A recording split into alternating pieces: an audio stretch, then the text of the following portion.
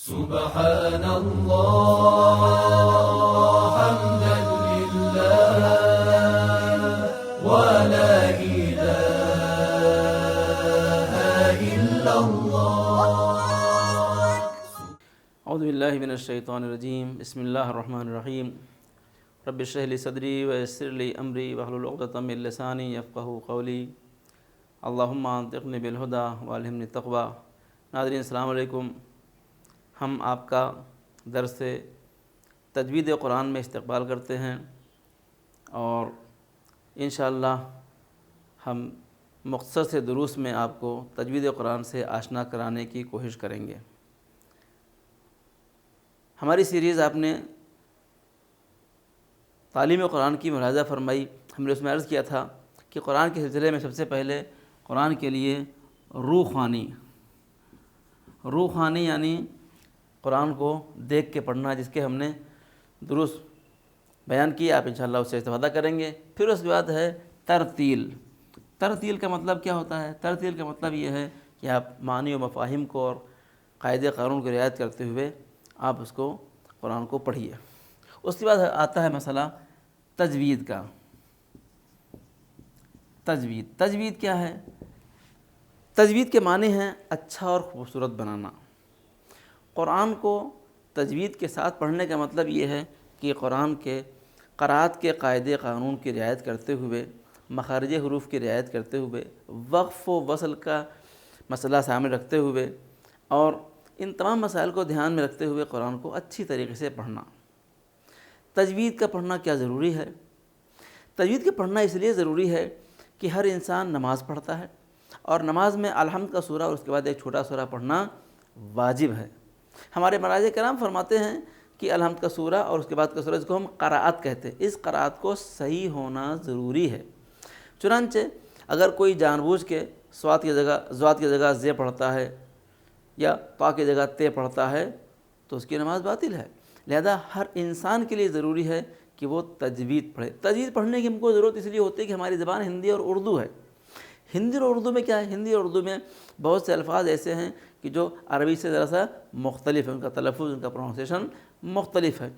چنانچہ اگر ہم تجوید پڑھیں گے، تجوید جانیں گے تو ہماری نماز کے صحیح ہونے کے چانسز بڑھ جائیں گے. ہمارے مراجع کرام فرماتے ہیں کہ آپ کو الحمد کا سورہ صحیح طریقے سے پڑھنا آنا چاہیے. یہی وجہ ہے کہ آقا فرماتے ہیں کہ اگر آپ الحمد کا سورہ صحیح طریقے سے نہیں پڑھ سکتے ہیں تو نماز جا کے آپ جماعت سے پڑھیے، ورنہ آپ الحمد کے سورہ کو صحیح طریقے سے پڑھنا سیکھیے، ورنہ نماز باطل ہو جائے گی. ایسی نماز پڑھنے کس کو دل کہتا ہے؟ شیطان کتنا پریشان کرتا ہے.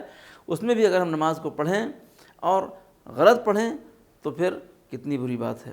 لہذا ہمیں چاہیے، ہر فرد کے لیے ضروری ہے کہ تجوید کو پڑھے تاکہ اس کی نماز صحیح ہو سکے. البتہ تجوید ایک مکمل علم ہے، لیکن ہم یہاں کے اوپر آپ کے سامنے اتنی تجوید بتائیں گے جتنے میں آپ کی نماز صحیح ہو جائے. اس لیے کہ نماز ہم کو روزانہ پڑھنا ہے اور نماز ہماری زندگی کا جز ہے.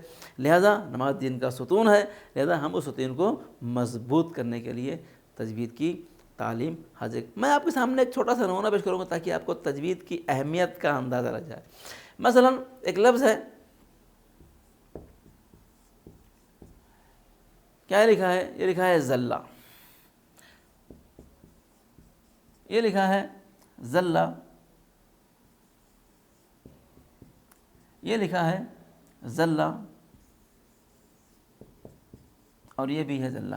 ہم اردو اور ہندی تلفظ کرنے والے ہم سب کو ذلہ پڑھتے ہیں، ذلہ ذلہ ذلہ ذلہ ذلہ.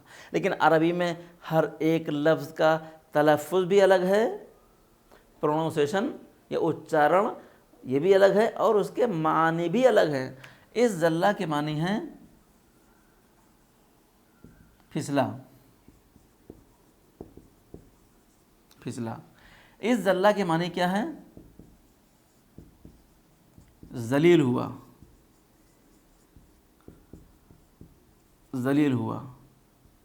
ٹھیک ہے. اس ذلہ کے معنی ہیں سایہ کیا.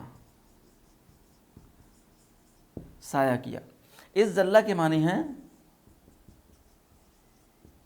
گمراہ ہوا. ہو تو آپ نے دیکھا کہ سب کے معنی الگ الگ ہیں. اگر ہم کہیں ذلہ تو کیسے سمجھ میں آئے گا کہ یہ ذلہ مراد ہے، کہ یہ ذلہ مراد ہے، کہ یہ ذلہ مراد ہے، کہ یہ ذلہ مراد ہے. چنانچہ عربی میں اس ذلہ کا تلفظ الگ ہے، ذلہ، اس کا تلفظ الگ ہے ذلہ، اس کا تلفظ الگ ہے واللہ، اور اس کا تلفظ الگ ہے ضلہ. آپ نے دیکھا کہ سب کا تلفظ الگ ہے. ہم الگ الگ تلفظ سے الفاظ کو ادا کریں گے تو الگ الگ معنی سمجھ میں آئیں گے. مثلا ہم ایک لفظ ہمارے پاس ہے بہت زیادہ استعمال ہوتا ہے، وہ کیا ہے؟ وہ ہے ایک لفظ ہے علم، ایک لفظ ہے علم. ہمارے پاس اردو میں دونوں میں کوئی فرق نہیں ہے، یہ بھی علم یہ بھی علم، لیکن عربی میں اس علم کے معنی ہیں رنج و غم، رنج و غم.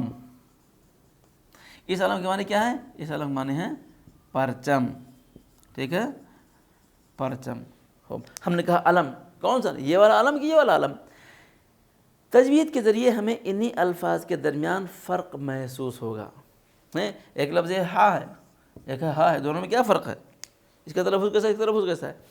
تجوید کے ذریعے سے کیا کریں گے؟ ہم انہی فرق کو آپ کے درمیان بیان کریں گے تاکہ انسان صحیح طریقے سے قرآن کو ادا کرے اور تحریف معنوی کا شکار نہ ہو سکے. لہذا ہم تجوید پڑھتے اس لیے تاکہ ہم قرآن کو صحیح طریقے سے پڑھ سکیں. جو الفاظ قرآن میں جس طریقے سے استعمال ہوئے ان کو اسی طریقے سے ادا کیا جائے. ٹھیک ہے، تاکہ ہماری کم سے کم ہماری نمازیں صحیح ہو جائیں. اور کتنا اچھا ہے کہ انسان قرآن کو تجوید سے پڑھے، صحیح حرف کو صحیح طریقے سے ادا کرے تاکہ اس کے صحیح معنی ادا ہو سکیں اور پڑھنے میں بھی کیا ہو، پڑھنے میں بھی اچھا ہو. ہمارا لہجہ تبدیل ہو. ہم ہندی لہجے میں اور ہندوستانی لہجے میں قرآن کو پڑھتے ہیں. پیغمبر اسلام صلی اللہ علیہ وآلہ وسلم فرماتے ہیں اقرؤ القرآن بالحان العرب، قرآن کو عرب لہجے میں پڑھو.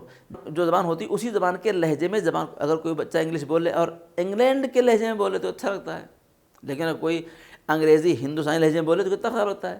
اسی طریقے سے اگر قرآن کوئی عربی لہجے میں پڑھے تو اچھا لگے گا. لہذا ہماری کوشش یہ ہوگی کہ ہم ان مخارج حروف کو دھیان رکھیں، تجوید کی کلاس کو دیکھیں اور کم سے کم اپنے الحمد کے سورے کو، اس کے بعد والے ایک سورے کو صحیح پڑھنے کی کوشش کریں تاکہ ہماری نماز صحیح ہو. اور ہم امید کرتے ہیں کہ ہماری کلاس کو آپ دیکھتے رہیں گے، مراجعہ کرتے رہیں گے اور آگے ہمارے اس دروس میں شریک ہوتے رہیں گے تاکہ آپ کی تجوید صحیح ہو جائے اور آپ کا قرآن کا پڑھنا جو ہے وہ بہتر ہو جائے اور نماز بھی صحیح ہو جائے.